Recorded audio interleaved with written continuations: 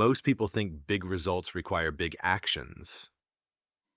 They wait for the perfect moment, the big motivation, the life-changing decision. But what if everything you wanted, the fitness, the wealth, the skills, came from changes so small you almost wouldn't notice them? That's exactly what James Clear reveals in Atomic Habits, one of the most practical books ever written on human behavior and self-improvement. Today, we're breaking down the 10 most powerful lessons from this book, lessons that can fundamentally rewire how you think about progress, identity, and change.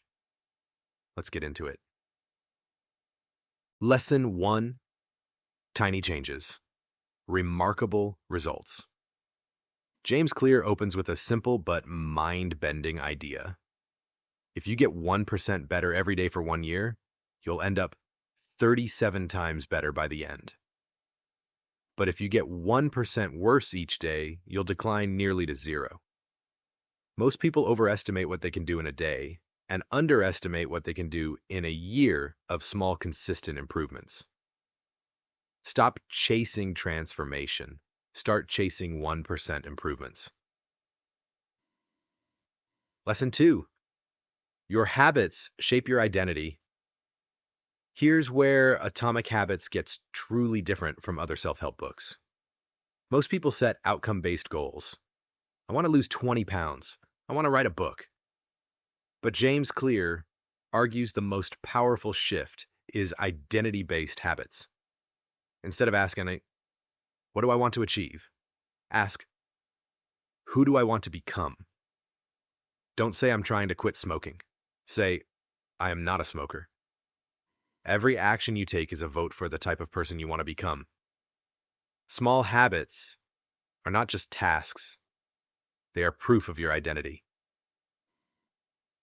Lesson 3, the 4 laws of behavior change.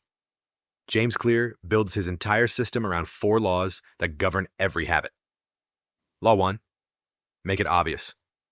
Law 2, make it attractive. Law 3, make it easy.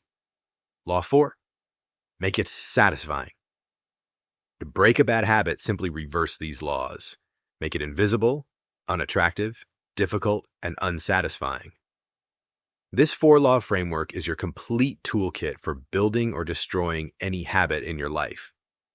Lesson 4, the habit loop. Every habit follows the same loop. Cue, craving, response, reward. The cue triggers a craving. The craving motivates a response. The response delivers a reward. The reward reinforces the cue. Understanding this loop means you can't engineer it. You don't control your habits by willpower. You control them by designing your environment.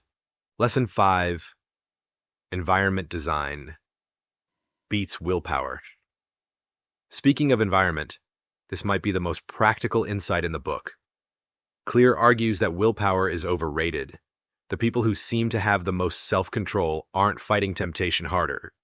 They've simply designed their lives so they face fewer temptations. Want to eat healthier? Don't keep junk food in the house. Want to exercise more? Or sleep in your workout clothes. Want to practice guitar? Put it in the middle of your living room. Make the good behavior the path of least resistance. Your environment is the hidden architect of your behavior. Design it intentionally. Lesson 6, habit stacking. One of the most powerful tactics in the book is habit stacking, linking a new habit to an existing one. The formula is simple. After I complete current habit, I will work on new habit. After I pour my morning coffee, I will meditate for 2 minutes. After I sit down at my desk, I will write 3 sentences. After I brush my teeth, I will do 10 push-ups. Stack your habits, build a chain. Lesson 7, the 2-minute rule. Struggling to start? James Clear has a simple fix. Make your habit take less than 2 minutes. Want to read more? Read 1 page, not a chapter. Want to meditate? Sit in silence for 2 minutes. Want to exercise? put on your workout clothes. The idea isn't that 2 minutes is enough. It's that starting is the hardest part. Once you're in motion, continuing is easy. A habit must be established before it can be optimized. Master the art of showing up, even in the smallest way possible. Lesson 8. Never miss twice. Life will always get in the way. You'll miss a workout, skip a journaling session, break your streak. That's okay. What matters is what happens next. James Clear offers one of the most freeing rules in the book. Never miss twice. Missing once is an accident.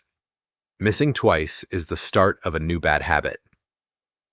The goal is to never let a bad day become a bad week.